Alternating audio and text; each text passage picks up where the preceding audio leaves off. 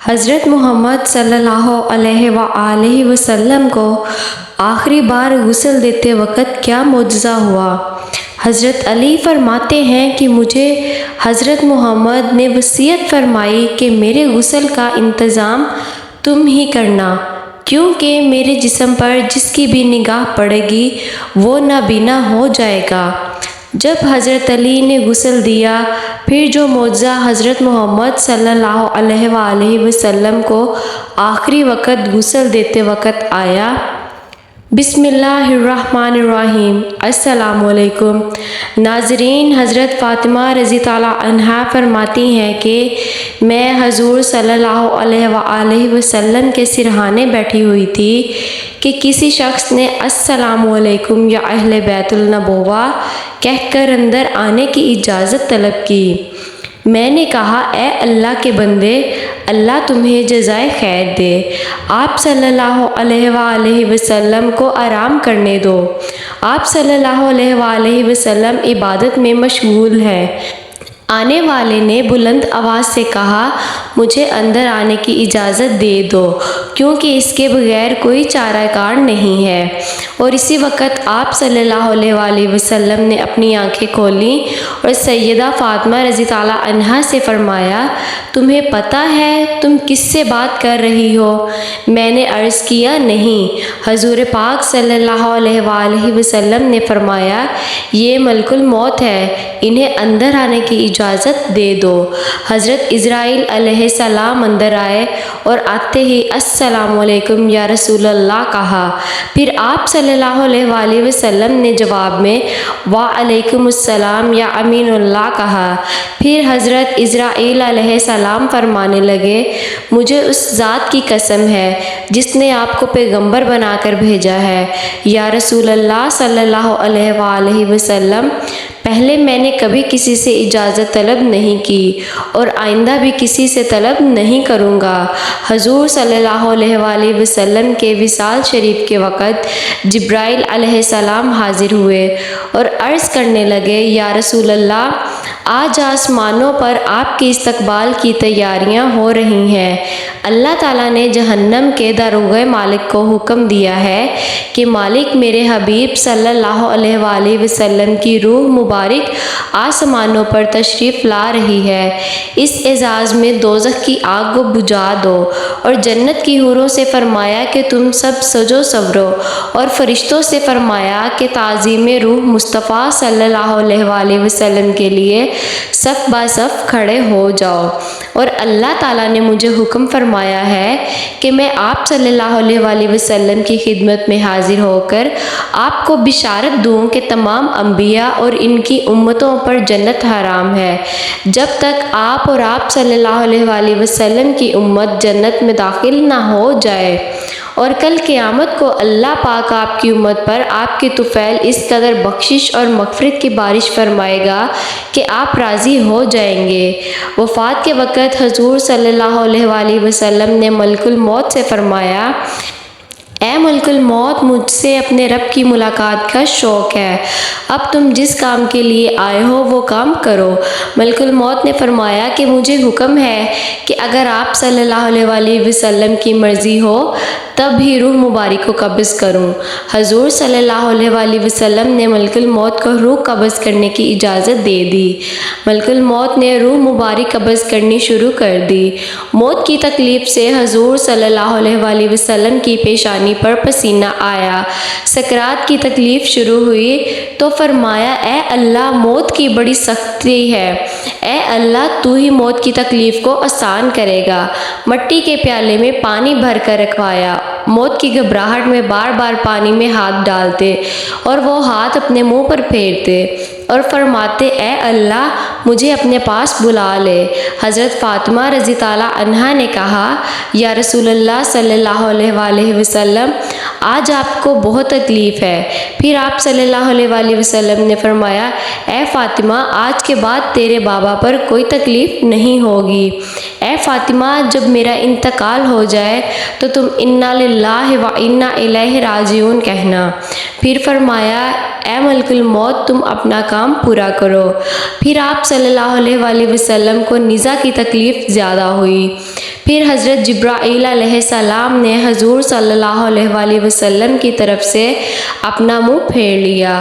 حضور صلی اللہ علیہ وسلم نے فرمایا، اے جبرائیل، کیا اس وقت میرا منہ تمہیں اچھا معلوم نہیں ہوتا جو تم نے منہ پھیر لیا؟ پھر حضرت جبرائیل علیہ السلام روئے اور عرض کرنے لگے، یا رسول اللہ صلی اللہ علیہ وسلم، کس دل سے آپ کی نیزہ کی حالت دیکھ سکتا ہوں؟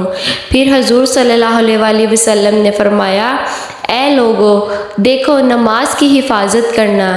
یہ فرما کر پھر رسول اللہ نے فرمایا، یا رب امتی، کہتے کہتے آپ صلی اللہ علیہ وسلم کی جان سینے تک پہنچ چکی تھی، نیچے کے جسم کی جان نکل چکی تھی، مگر امت گناہ گار کا کلمہ منہ پر جاری تھا۔ حضرت جبرائیل علیہ السلام نے عرض کیا، رب العالمین فرماتا ہے کہ اس امت کی اس قدر محبت آپ کے دل میں کس نے ڈالی؟ تو آپ صلی اللہ علیہ وسلم نے فرمایا، اللہ تعالیٰ نے۔ اللہ تعالیٰ فرماتا ہے کہ آپ صلی اللہ علیہ وسلم کی امت پر 1000 درجے آپ سے زیادہ مہربان ہے۔ اے نبی صلی اللہ علیہ وسلم، تم اپنی امت کو میرے سپرد کر کے موت کی تکلیف کو آسان کیجئے۔ تو یہ سن کر آپ صلی اللہ علیہ وسلم نے فرمایا کہ اب میرا دل ٹھنڈا ہوا، اور آپ صلی اللہ علیہ وسلم نے فرمایا، اب مجھے بلا لیں۔ پھر بے ہوشی طاری ہوئی اور ماتھے پر مشک کی خوشبو کا پسینہ جاری ہوا۔ ناظرین، یہ رات کا وقت ہے۔ حضرت مصطفیٰ صلی اللہ علیہ وسلم نیزہ کی حالت میں ہیں اور حجرہ مبارک میں ہیں۔ دنیا کی قلت کے سبب چراغ میں تیل نہیں ہے۔ حضرت عائشہ صدیقہ رضی اللہ عنہا نے اٹھ کر ہمسائے کی عورتوں کے پاس چراغ بھیج کر کہا کہ اللہ کے واسطے 2 بوند تیل ہمارے چراغ میں ڈال دو کہ جناب رسول خدا صلی اللہ علیہ وسلم اندھیرے میں وفات پا رہے ہیں۔ ہاتھ آپ صلی اللہ علیہ وسلم کا آسمان کی طرف تھا، زبان پر کلمہ جاری تھا، اور آپ صلی اللہ علیہ وسلم کی گردن ایک طرف ہو گئی۔ چاروں طرف روشنی ہی روشنی پھیل گئی اور روح مبارک آسمانوں کی طرف پرواز کر گئی، اور ایک بہترین خوشبو حجرے مبارک میں پیدا ہوئی۔ طبیعت نے جان لیا کہ حضور صلی اللہ علیہ وسلم براق پر سوار ہوئے واپس نہ آئیں گے۔ حضرت علی رضی اللہ عنہ نے فرمایا کہ میں نے ملک الموت کی آواز سنی کہ روح مبارک قبض کر کے چلے تھے، روتے جاتے تھے اور واہ محمد کہتے جاتے تھے۔ حضرت فاطمہ رضی اللہ عنہا نے جب دیکھا کہ روح مبارک پرواز کر گئی، حضور صلی اللہ علیہ وسلم کے پاس آ کر چہرے مبارک کو دیکھا۔ آپ صلی اللہ علیہ وسلم آرام فرما رہے تھے، ماتھے پر پسینہ تھا، اور حضرت فاطمہ رضی اللہ عنہا نے پکارا، اے نبی صلی اللہ علیہ وسلم، رب کا بلاوا منظور کر لیا، ہم کو چھوڑ کر اپنے رب کے پاس چلے گئے۔ اے نبی صلی اللہ علیہ وسلم، اگر جبرائیل علیہ السلام آپ کو تلاش کرتے آئیں گے تو ہم کہیں گے کہ تم کس کی تلاش کرتے ہو؟ جنہیں دیکھتے ہو وہ اس جہاں سے تشریف لے گئے ہیں۔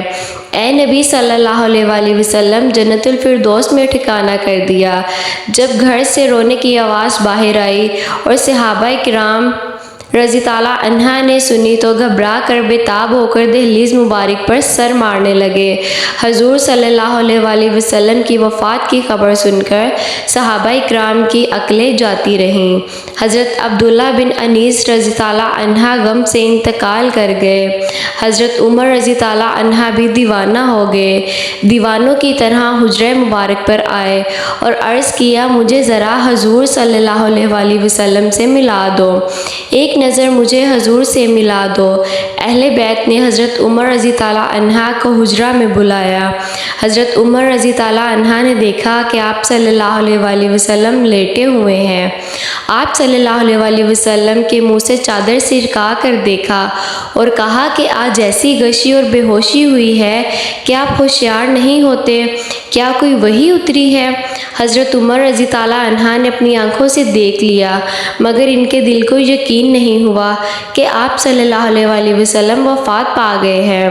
جب رسول اللہ صلی اللہ علیہ وسلم کا وصال ہوا تو آپ صلی اللہ علیہ وسلم کے غسل کے متعلق سوال پیدا ہوا کہ آپ صلی اللہ علیہ وسلم کو عام آدمیوں کی طرح برہنہ غسل دیا جائے یا پھر کپڑے میں؟ تمام موجود لوگوں پر خواب کا غلبہ ہو گیا، یہاں تک کہ تمام اپنے اپنے سینوں پر ٹھوڑیاں رکھ کر آرام کرنے لگے۔ اسی وقت ان کے کانوں میں آواز آئی، رسول خدا صلی اللہ علیہ وسلم کو ان کے پہران میں ہی غسل دو۔ حضرت سیدنا امیر المومنین حضرت علی رضی تعالیٰ عنہ فرماتے ہیں کہ مجھے حضرت محمد صلی اللہ علیہ وسلم نے وصیت فرمائی کہ میرے غسل کا انتظام تم ہی کرنا، کیونکہ میرے ستر پر جس کی بھی نگاہ پڑے گی وہ نابینا ہو جائے گا۔ حضرت علی رضی تعالیٰ عنہ نے آپ صلی اللہ علیہ وسلم کو غسل دیتے ہوئے آپ کے بدن مبارک پر کسی قسم کا کوئی میل نہیں دیکھا۔ تو اسی وقت حضرت علی رضی تعالیٰ عنہ کی زبان پر آیا، یا رسول اللہ صلی اللہ علیہ وسلم، آپ پر میرے ماں باپ قربان، آپ کتنے پاکیزہ ہیں۔ حضور صلی اللہ علیہ وسلم کی تدفین کے دن اس قدر خاموشی چھا گئی کہ بعض صحابہ بعض کو دیکھنے نہ پائے، اگر وہ اپنی ہتھیلی کو کھول دے تو کچھ نظر نہیں آتا۔ یہ طریقی حضور صلی اللہ علیہ وسلم کی تدفین تک چھائی رہی۔ حضرت علی رضی تعالیٰ عنہ کا بیان ہے، جب حضور صلی اللہ علیہ وسلم کا انتقال ہوا تو غیب سے آواز آئی، کہتے ہیں حضور صلی اللہ علیہ وسلم وفات پا چکے ہیں۔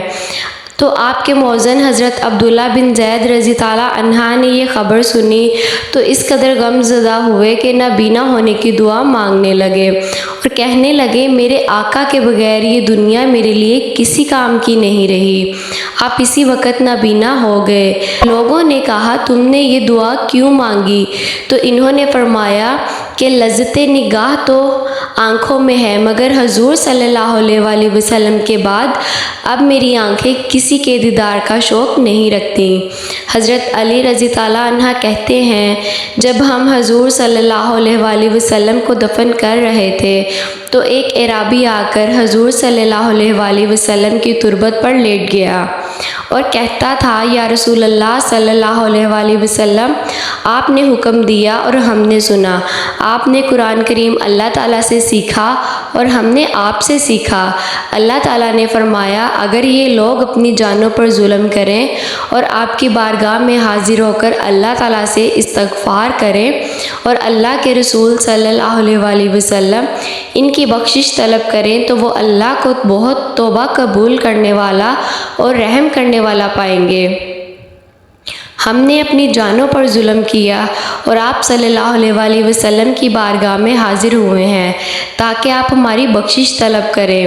اسی وقت قبر اطہر سے آواز آئی کہ تم بخش دیے گئے ہو، تم بخش دیے گئے ہو۔ نبی اکرم صلی اللہ علیہ وسلم کی خبر وفات کے بعد مسلمانوں کے جگر کٹ گئے، قدم لڑکھڑا گئے، چہرے بجھ گئے، آنکھیں خون بہانے لگی، ارض و سما سے خوف آنے لگا، سورج تاریک ہو گیا، آنسو بہہ رہے تھے اور تھمتے نہیں تھے۔ کئی صحابہ حیران و سرگردان ہو کر آبادیوں سے نکل گئے، کوئی جنگل کی طرف بھاگ گیا، جو بیٹھا تھا بیٹھا ہی رہ گیا، جو کھڑا تھا اس کو بیٹھ جانے کا یارانہ نہ ہوا۔ مسجد نبوی قیامت سے پہلے ہی قیامت کا نمونہ پیش کر رہی تھی۔ صدیق اکبر تشریف لائے اور چپ چاپ حجرہ عائشہ میں داخل ہو گئے۔ یہاں رحمت للعالمین کی میت پاک پڑی تھی۔ صدیق اکبر نے چہرہ اقدس سے کپڑا اٹھا کر پیشانی مبارک پر بوسہ دیا اور پھر چادر ڈھک دیا اور رو کر کہا، نبی اکرم صلی اللہ علیہ وسلم پر میرے ماں باپ قربان، آپ کی زندگی بھی پاک تھی اور موت بھی پاک ہے۔ واللہ اب آپ پر دو موتیں وارد نہیں ہوں گی۔ اللہ نے جو موت لکھ رکھی تھی آپ نے اس کا ذائقہ چکھ لیا، اور اب اس کے بعد موت ابد تک آپ کا دامن نہ چھو سکے گی۔ جب صدیق اکبر مسجد نبوی میں تشریف لائے، عمر فاروق غایت میں بے ہوشی سے نہ ڈھال کھڑے تھے اور بڑے درد و جوش سے اعلان کر رہے تھے کہ منافقین کہتے ہیں کہ محمد انتقال فرما گئے ہیں۔ واللہ آپ نے وفات نہیں پائی، آپ اللہ تعالیٰ کی بارگاہ میں موسیٰ علیہ السلام کی طرح طلب کیے گئے ہیں جو 40 روز غائب رہ کر واپس آ گئے تھے۔ اس وقت موسیٰ کی نسبت بھی یہی کہا جاتا تھا کہ آپ وفات پا گئے ہیں۔ خدا کی قسم محمد بھی انہی کی طرح دنیا میں واپس تشریف لائیں گے اور ان لوگوں کے ہاتھ پاؤں کاٹ دیں گے جو آپ پر وفات کا الزام لگاتے ہیں۔ صدیق اکبر نے عمر فاروق کا کلام سنا تو فرمایا، عمر سنبھلو اور خاموش ہو جاؤ۔ عمر فاروق اپنی وارفتگی میں بہتے چلے گئے تو صدیق اکبر نہایت دانش مندی کے ساتھ ان سے الگ ہٹ گئے اور خود گفتگو شروع کر دی۔ جب حاضرین بھی عمر کو چھوڑ کر ادھر متوجہ ہو گئے تو آپ نے پہلے حمد و ثنا بیان کی، پھر فرمایا، اے لوگوں، میں تم میں سے جو شخص محمد کو پوچھتا تھا وہ سمجھ لے کہ محمد وفات پا گئے ہیں، اور جو شخص خدا کا پرستار ہے وہ جان لے کہ اللہ تعالیٰ زندہ ہے اور وہ کبھی مرے گا نہیں، اور یہ حقیقت خود قرآن پاک نے واضح کر دی ہے۔ ترجمہ، نہیں ہے محمد مگر ایک رسول، ان سے پہلے رسول گزر چکے ہیں، کیا اگر وہ مر جائیں یا شہید ہو جائیں تو تم دین سے برگشتہ ہو جاؤ گے؟ جو شخص برگشتہ ہو جائے وہ اللہ تعالیٰ کو کچھ نقصان نہ پہنچا سکے گا اور اللہ ان قریب شکر گزاروں کو جزا دے گا۔ اس آیت پاک کو سن کر تمام مسلمان چونک پڑے۔ عبداللہ فرماتے ہیں کہ خدا کی قسم ہم لوگوں کو ایسا معلوم ہوا کہ یہ آیت اس سے پہلے نازل ہی نہیں ہوئی تھی۔ عمر فرماتے ہیں کہ ابو بکر سے یہ آیت سن کر میرے پاؤں ٹوٹ گئے اور کھڑے رہنے کی قوت باقی نہیں رہی، میں زمین پر گر پڑا اور مجھ کو یقین ہو گیا کہ واقعی محمد رحلت فرما گئے ہیں۔ سیدہ فاطمہ غم سے نہ ڈھال تھیں اور فرما رہی تھیں، پیارے باپ نے دعوت حق کو قبول کیا اور فردوس بری میں نزول فرمایا۔ آہ، وہ کون ہے جو جبرائیل امین کو اس حادثہ غم کی اطلاع کر دے؟ الہی فاطمہ کی روح کو محمد کی روح کے پاس پہنچا دے۔ الہی مجھے دیدار رسول کی مسرت عطا فرما دے۔ الہی مجھے اس موعیت کے ثواب سے بہرہ ور کر دے۔ الہی مجھے رسول امین کی شفاعت سے محروم نہ رکھنا۔ سیدہ عائشہ صدیقہ کے دل و جان پر غم کی گھٹائیں چھا گئی تھیں اور زبان اخلاق پیغمبری کی ترجمانی کر رہی تھی۔ حیف وہ نبی جس نے تامل پر فقیری کو چن لیا، جس نے تو نگری کو ٹھکرا دیا اور مسکینی قبول کر لی۔ آہ، وہ صاحب خلق عظیم جو ہمیشہ آٹھوں پہر نفس سے جنگ آزما رہا۔ آہ، وہ اللہ کا پیغمبر جس نے ممنوعات کو کبھی آنکھ اٹھا کر کبھی نہ دیکھا۔ آہ، وہ رحمت للعالمین جس کا باب فیض فقیروں اور حاجت مندوں کے لیے کھلا رہتا تھا، جس کا رحیم دل اور پاک ضمیر کبھی دشمنوں کی ایذا رسائی سے غبار آلود نہ ہوا، جس کے موتی جیسے دانت توڑے گئے اور اس نے پھر بھی صبر کیا، جس کی پیشانی انور کو زخمی کیا گیا اور اس نے پھر بھی دامن عفو ہاتھ سے نہ جانے دیا۔ آہ کہ آج اسی وجود سرمدی سے ہماری دنیا خالی ہے۔ اللہ تعالیٰ ہمیں حضور صلی اللہ علیہ وآلہ وسلم کے نقش قدم پر چلنے کی توفیق عطا فرمائے اور ہمیں ان کی سنت پر عمل پیرا ہونے کی توفیق عطا فرمائے، آمین۔